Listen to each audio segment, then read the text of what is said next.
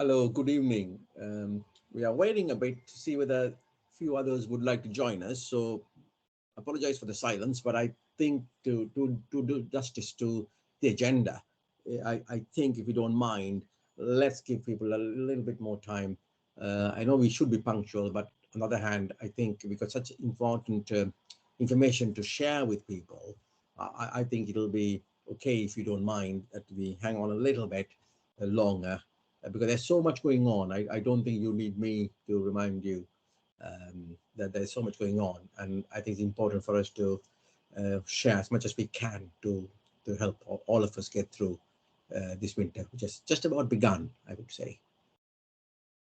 And for those who haven't met me before, I'm Vasanya Pragaz. I'm a GP in Merton, and the champions from Merton certainly had enough of me during the dark days of COVID. So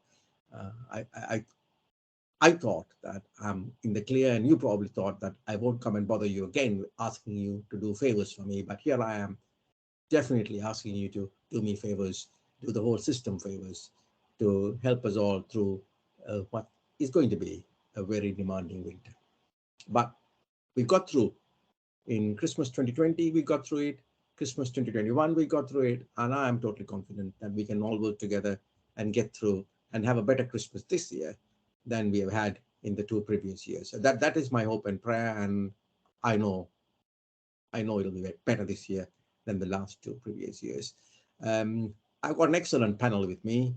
I always, when I agreed for these meetings, when people ask me to join the meeting, I always say, who's on the panel? And I look at the panel and say yes or no. So if I don't turn up, that's a bad sign. But this panel, I'm absolutely happy. That excellent panel here. People who know what they're talking about, people who live on the high street all day and nights too. So the topic is something which they don't need to prepare. They know what's going on in our practices, in our pharmacies, in our vaccine centers on a day-to-day, updated virtually at the moment with the antibiotic situation, updated minute by minute, I should be saying, and we'll be coming to that as well later in the evening. So I think to do justice to all of you in the panel, I think you should say who you are yourselves, really. Good evening, everybody. My name is Sadina Gama. I'm the Chief Pharmacist for the boroughs of Merton and Wandsworth, but work across South West London with all my colleagues in primary, secondary, tertiary care, and anybody who wants to work with me, which tonight includes yourselves. So thank you for the opportunity. And my name is Fiona White. I'm a nurse practitioner that works in a GP's surgery. I also lead immunisations across Merton. I am also involved in leading the COVID vaccination clinic. So my expertise is in immunisations.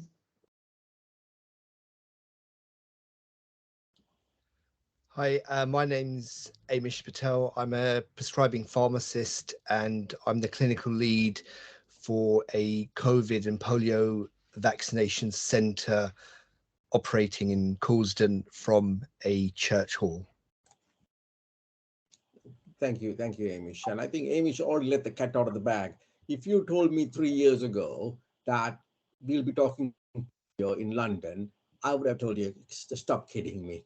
But what planet are you from? No, seriously, this winter in London, we have spoken about polio, we have spoken about diphtheria, we have spoken of our good old friend from the past, flu, and our slightly new good friend, old friend, COVID too. And then on top of that, we have a bacteria to talk about as well as we go along. So yes, we live in interesting times, challenging times indeed. Can I have the next slide, please? So as we said, we want to get through this winter.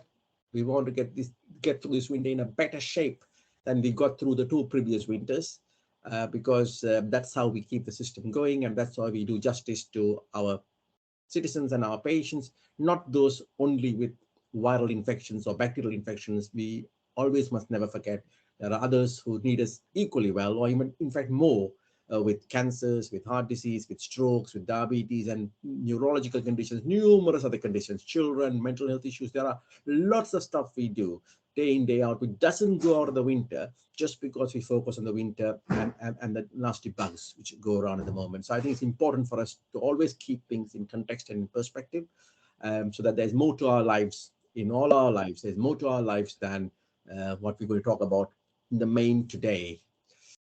And we hope that you have questions for us, because it's only by our answering your questions that we get to the right place. Our talking, going to the slides we have prepared, is revision notes for us. It's not really the purpose of today. Today is really for you to have the flow to ask us questions you want to ask us about, whatever is troubling you or whatever you have read about or heard about, so that you are on the same page as all of us are in this partnership, joint working, where you champion on our behalf with the people you meet, because I don't meet the people you meet, and those are the people we really want to reach through sessions of this nature.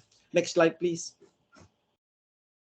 So that is our running order, and that's what we want to cover today. As I said earlier, questions are really key. So love your questions. You can put them on the chat, or you can keep them and ask them as we go along. And if you don't know an answer, we'll be honest with you and say, Salim will get back to you, or Aman will get back to you, but we'll certainly get back to you. Next slide, please. Yes, so this is my friend from the past. I will not count the number of flu vaccines I have had in my clinical life, but if I told you that I became a doctor in the early 1990s, I think you can work that out. So this friend comes every year, and this friend will keep coming every year. The main thing to remember is that we must not underestimate this infection. At the moment, this is a prevailing situation for us. We've got more patients with this, putting them in hospital, than with our new enemy, COVID. So we mustn't underestimate the importance of vaccination for our vulnerable populations and also our healthcare workers, so that A, we don't get it from our patients, B, more importantly, we don't give it to our patients who are vulnerable, who can become hospitalized and become very seriously ill. We must not underestimate that vulnerable people can become very seriously ill with flu. So if you haven't had a vaccine, please, I've got plenty of stock in my practice. I'm looking for practices who might want to borrow some of me. So seriously, jokes apart, plenty of stock around. There's no stock shortage for flu vaccines. Please ask your GP, pharmacies too provide this vaccine. So check which pharmacy, and if you need some help locating in your area which pharmacies are providing it, again, Salim's the man who should be able to help you with that. Next slide, please. Yeah, the eligibility criteria is important because we want to prioritize our stock to provide for people who are most vulnerable. And the most important group I want to highlight is the group of carers here, because sometimes carers get left out of the equation because they don't come under other categories. But this is a very important category because we want our carers to be protected from the flu so that they can carry on with the wonderful work they do for us in the NHS, looking after people, keeping them in good order, keeping them out of hospital, keeping them healthy, and keeping them comfortable. So any carers out there who haven't had their vaccines yet, flu vaccine, please encourage them to seek and get their flu vaccine. Next slide, please. Right. I think I'm speaking to this one. So this is yes, this is your cup of tea. It is. So these are other vaccinations that are available. So pneumococcal vaccine is given to adults over the age of 65 and anybody that's at risk over the age of 2 with a long-term condition or a serious problem like heart or kidney conditions. Babies are also given pneumococcal vaccine, but it hasn't got as many components. Adults at risk have protection against pneumonia-causing bacteria, and there are about 23 different components, whereas babies get less in the vaccine. MMR is really, really important. So there are 2 doses of MMR to get good protection. You get the first dose a year and the second dose at 3 years and 4 months. Now, if there's an adult that has not had the measles, their MMR, then they are eligible to have the vaccine up to the age of 45. And measles can cause problems with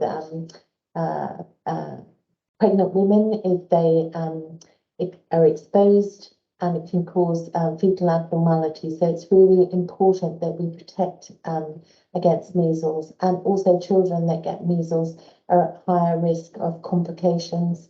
So at the moment, we haven't got a current outbreak, but from time to time each year we do have outbreaks. So really, really important to make sure that you're up to date. And shingles is offered to those between the ages of 70 and 79. It's a one-off vaccine, and if you get shingles, it can have complications, especially if you get it in your eyes and cause blindness. So we do encourage people to have the vaccine.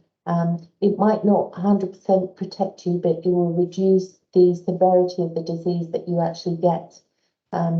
Shingles is a very painful condition.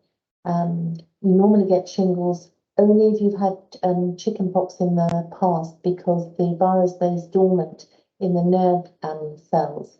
And when you're under stress or immunocompromised, it springs up when you're least likely to want it. So if you get the vaccine, at least you're limiting the complications that you can get. Yes, so now we come to, again, it's not a new friend. We have had this bug in the world for a long, long time. Nothing new about strep. Sadly, unfortunately, this year it came across in a bad way and a nasty way. And unfortunately, sadly, we have lost a few children due to an invasive form of the group A streptococcus, which normally just lives in the throat and we treat it and doesn't get into the news. But sadly, this year it has, and therefore we're taking it quite seriously this year, because we need to err on the side of caution. But I also like to put it in context and perspective that this is well-known germ, nothing from a clinical point of view. We know what it does. It lives in the throat, and sometimes it gets a bit out of order. It gives you pharyngitis or tonsillitis, which we treat with penicillin. And then in some people, it goes on to give you what is known as scarlet fever. Can I have the next slide, please? And when it goes into the next phase, we look for sore throats, headaches, and fever, which means that this time of the year, a lot of people got sore throats, headaches, and fever. But end of the day, we got to see these patients. We see them so that we make sure that they are not developed this rash we are looking for, which is pink. Must be very careful when you use the word pink, because it's only pink in people with fair complexion, people with pigmented skin, brown or black or various shades of colored pigmentation in the skin, that it doesn't appear salmon pink. So you've got to look for a red tinge, or I'll call it an aubergine tinge, or a little brownish variation of the pigment. But what you're looking for is a rash, and also what you're looking for is a feel of the rash, where the rash feels rough on the touch, so it feels a bit like sandpaper. And it's very important that we look for this, because then we take extra care, and also we know we got to treat this with antibiotics. And the good news is that even if you develop this, strictly speaking, antibiotics are 24 hours. You actually, if you're able to, you could actually return to work. So it's not something which got to stay at home for the entire 10 days. Actually, 5 days itself will leave you symptom free. That 10 days leaves you microbiologically free, which means that every single bug has been taken out of the system. So the reason I mentioned that is that at times, at this current moment, you might not get a 10-day course. If your clinician feels that this is not as aggressive, severe form of it, you may get less than 10. I think it's important to talk about that at the moment, because I'm sure by now you know that the availability of antibiotic at various chemists is very variable. It changes in the morning and evening. Sometimes in the morning, the local pharmacy, my friend 100 yards from my door, will tell me, prescribe this today. And then in the afternoon, he might tell me, no, prescribe something else. So pharmacists and clinicians are working in real time. We don't watch the news, because the news is one day old for us. So we work in real time with our local pharmacists, who keeping us up to date on what is available. And the pharmacy is also doing a good job telling what the alternative is, because if no good my plucking an alternative out of my head, because if that's not available, then the patient has to go around and merry-go-round. It's not merry at all. So what we have a good communication system, but we also need to be clear with our patients and our families and our parents. At times, this calls a little bit of effort, because sometimes we have to crush an adult tablet, or we have to open a capsule and use the sprinkles in the middle of the capsule. with some yogurt or whatever flavor the child's happy with, because we've got to get this treatment going in alternative form. We take this seriously, but we also take a concept called antibiotic stewardship seriously. Now, we have a clinical responsibility, a social responsibility, a civic responsibility to use antibiotics wisely. Now, that doesn't go out of the window in any circumstances, whether it is a pandemic with COVID, or whether it's in the middle of flu, or in the middle of a nasty Strep A fatal at times strain. We do not throw the baby out of the bathwater. We still retain our clinical responsibility, our duty of care to prescribe antibiotics wisely, because the last thing we all need is for us to lose that responsibility, because that will come back to bite us with significant drug resistance downstream. And then the penicillin or whatever we're using quite happily, effectively, what we don't want to do is to cause a problem for us in the near future. So I just want to mention that, because I think the perspective, to put it in perspective, also to recognize the context of it. So if someone is asked to crush an adult tablet, it's absolutely fine. We've got guidance which tells us what can be crushed. We have got guidance on what capsule can be opened and the sprinkles can be used. All your local pharmacies know it. They all look at the same circle. There's no difference. They look at the same circle I look at. So we are synchronized with this. And I think that's quite important to remember when you talk about it. Almost all the children we look after with this get better. Sadly, some didn't, but now we with greater vigilance on the part of patients, parents, society, and the clinical team, and the pharmacists, and the nurses, and all the others who work in the healthcare system. I'm confident that the bad is behind us, and we go forward with much more confidence about how we conquer this Strep A. Next slide, please.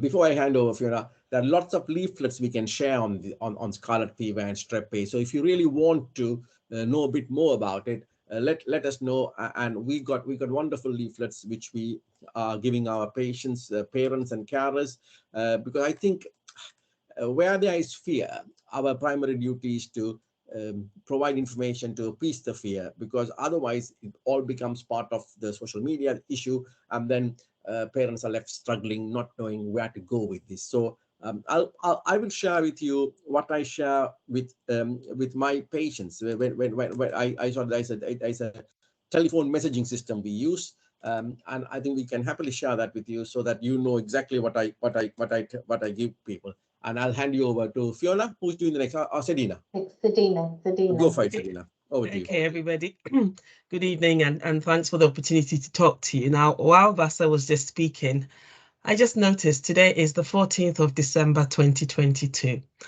2 years ago at this point, Fiona and myself and Vasa and other clinicians were at the Wilson. We had done our first COVID vaccinations. It was new to all of us. None of us knew where we were going with this, but all we had to do was trust in the science and trust in the experience of our clinicians, our clinical trialists, our government, and all the other collaborators to bring this vaccine to us.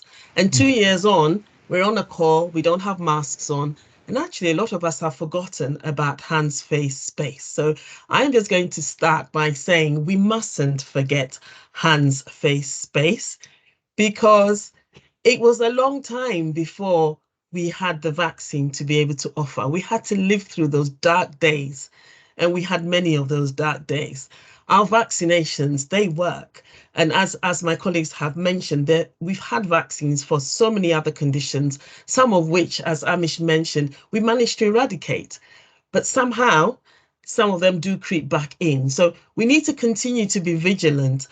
COVID and flu are both still circulating at the moment. There are still people in hospital with COVID. Thankfully, nowhere as many as we had in those dark years before. But that doesn't mean we need to be complacent. So we need to this winter just remember that those two viruses, they're still out there. They do mutate, and they can mutate. And as I said 2 years ago to my colleagues, all of this will only work if we, the people, are prudent. And I think we've proven that with our being prudent, we managed to get ourselves to a place where we feel more comfortable. This will be the first Christmas many of us will be with our families and friends, as we were doing pre-COVID. And we need to continue to be prudent so that this Christmas is one that we can enjoy without the worry that we had 2 years ago. There are still people for whom having a COVID infection can be detrimental. Many of us have had it, and that is probably part of the reason why we think differently about it now, because we've had it and we've survived. But there's still many people for whom having either COVID or flu can be quite fatal. So this evening, I just want us to remember that 2 years ago at this point, we were in a dire place. But thanks to our own prudency, thanks to the vaccines, thanks to hands, face, space, we have made it this far, and we need to continue doing that. Could I have the next slide, please? So COVID vaccination. So back 2 years ago, the eligibility criteria started at a point with the most vulnerable patients, and we have moved through our population from adults right through to children 5 years and plus. And there have been different programs going on at different times, and the eligibility kind of has changed over the time. Now, at the moment, we're doing the autumn boosters, okay, but a lot of us would have had a booster. So we had our 2 vaccines and then we had a booster. Some of us have had 2 boosters, some of us have had 3, some have even had 4 or 5, depending on your clinical situation, or your, whether you're a healthcare worker, whether you're a carer, whether you're a child, because there have been different arrangements. But essentially, we have made announcements about the current program, which is the autumn booster, and we are currently immunizing people for the autumn booster. So if you are one of those people who is either 50 years or over, you're in the at-risk category, you're pregnant, you're a healthcare worker or social care worker, do have your vaccine, just as you had before. That the same reasons that you would have had it before still apply today. There would have been a reason why you were eligible. That still applies today. As Vasa said, for those of us working in health and care, we are looking after some very vulnerable patients. Some of those patients, if this virus comes anywhere near them, it could be absolutely detrimental to their health. So we owe it to our friends, our families, the patients we work with, our neighbors, that person in the shop that you don't know. They could be the person who's immunocompromised, and then you could be the reason why they end up catching COVID. So the same reasons that applied before, they are the same reasons that applied now. Some of you would have seen me on many a webinar. I have spoken about this both within Merton, outside Merton, within the country, even internationally. And I'm saying the same things that I said then as I'm saying now, because it is still as relevant. We may have survived it, but the risk is still there. And I think that this Christmas, that is the message. It is still out there. We just need to be careful. Can I have the next slide, please? So that's the list that I mentioned. So these are the people that are eligible for an autumn booster at the moment. But we are still offering to people who never had it before. And there are people who've never had it before for whatever reason. And there's still people who haven't had it and are still wondering, or might still have doubts, or have heard lots of different information, or confused and don't really know what to do. We are still there to speak to them. So I am still happy to speak to people personally. I've spoken to many a patient individually.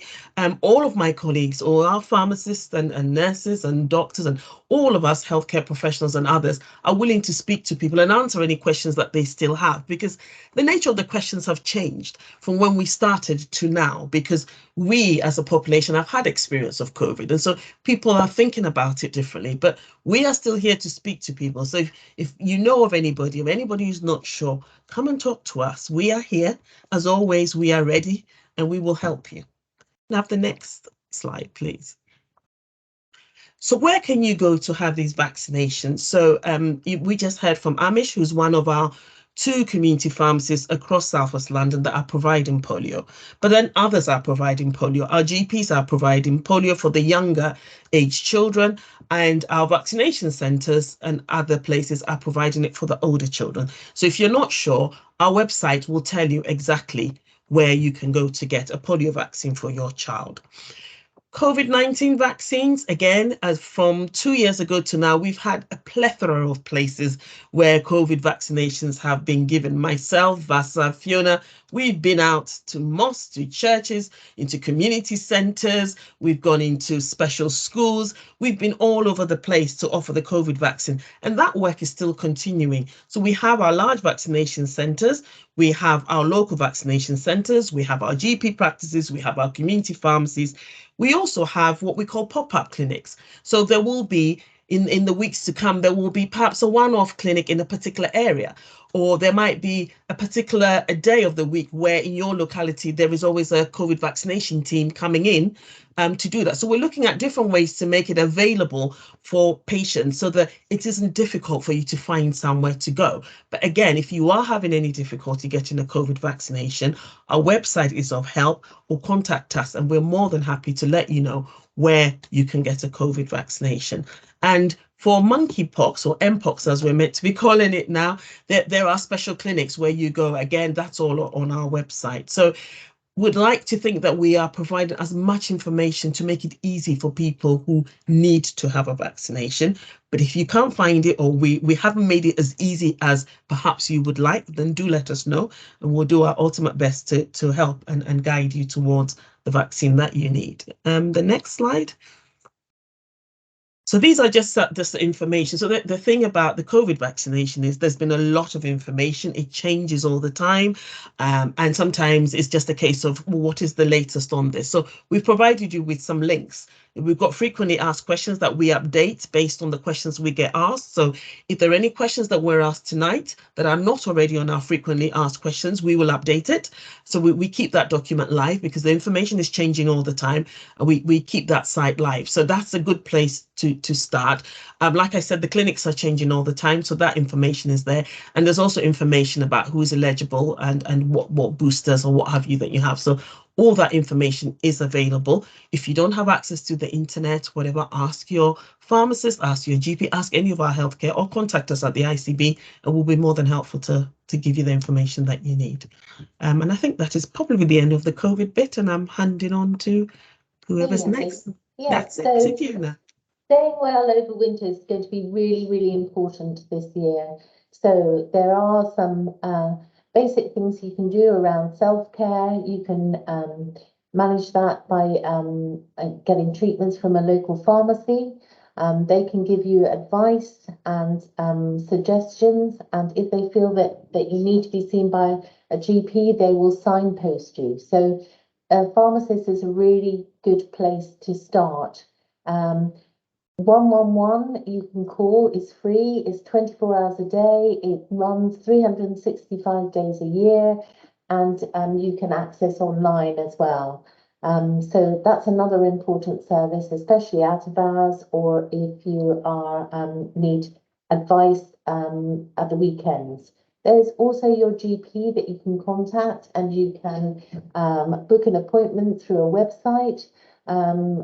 You can phone up and book an appointment, and they will help you with any injury, minor injury, or illness that won't go away. So first point of call is try and manage it yourself.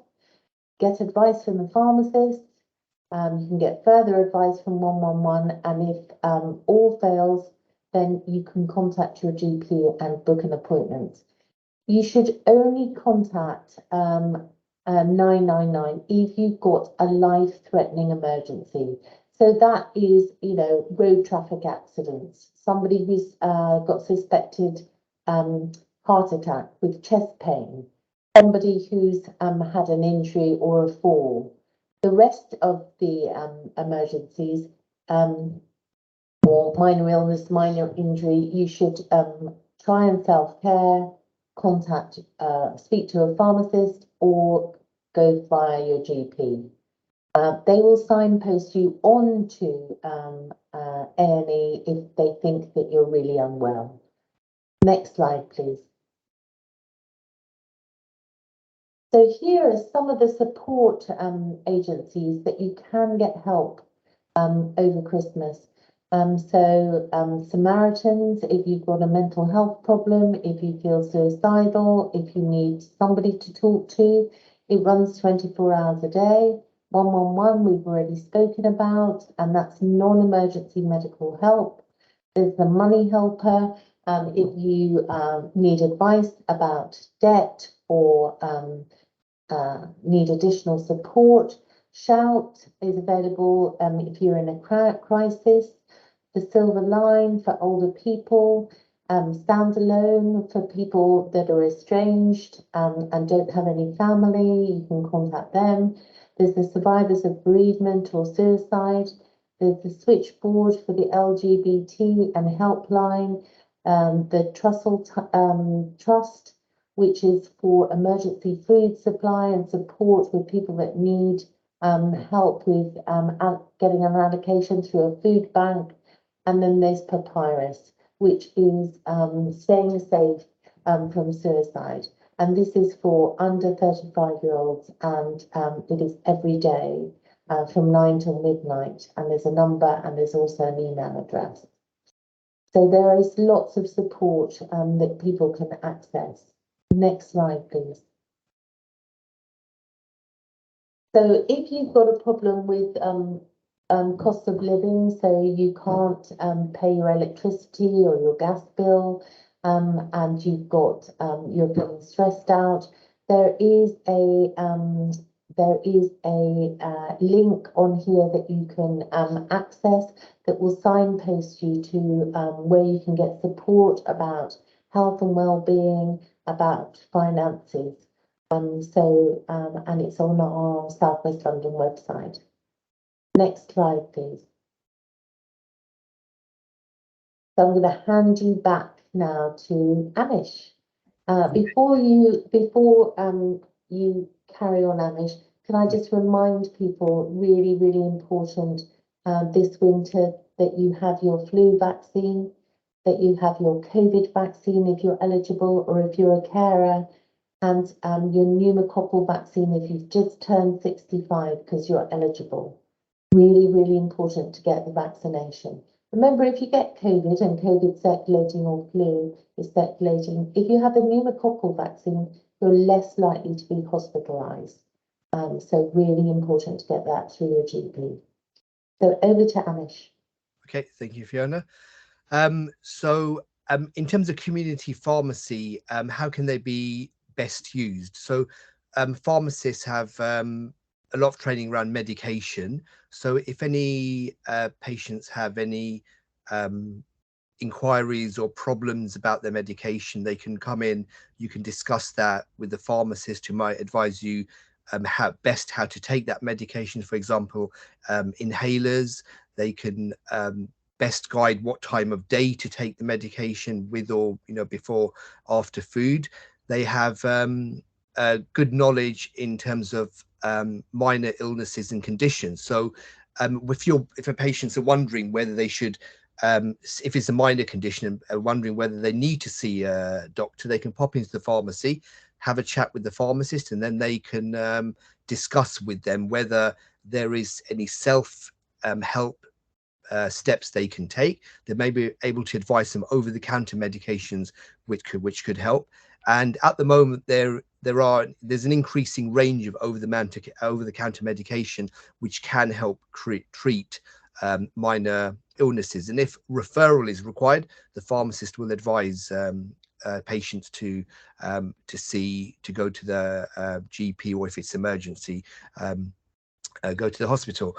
And there's an increasing range of services now. So there's flu vaccinations, which are quite well bedded in now. That's quite commonplace in majority of pharmacists.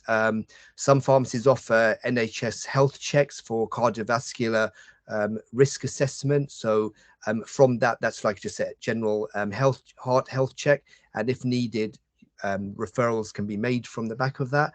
There's some pharmacies provide private services like travel vaccination service.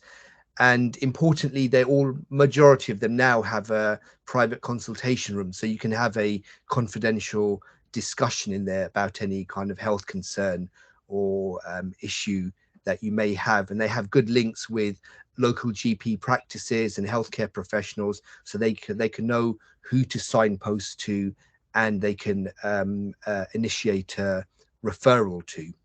And there's a good website put up there from the NHS, which allows you to search for your local pharmacy, and on there it should list what the main services those pharmacies have. And the NHS is kind of promoting, whenever their patients are not sure about their condition, just go in and speak to a pharmacist, and they'll give them appropriate advice. Vasa seems to have been called away. So is there anything else? Any other questions or any other comments? Doesn't look like it. Oh, well, this has been recorded, so it will then be available for people to view at a later date if they weren't able to make the meeting. But for those who came, thank you very much. Vasa, I was kind of took over because I wasn't sure whether you were seen to a medical emergency or anything in your practice. But for those who are here, thank you. Thank you for your questions and your comments. And you know where we are if you need us. Yes, Okay, thank you very much. And thank you, colleagues, as well. Good night. Aman and Salim, thanks for organising it. Thank you so much. Thank Thanks, you. everyone. Thank you. Have a good Thank you. evening. It's been an excellent Bye. panel.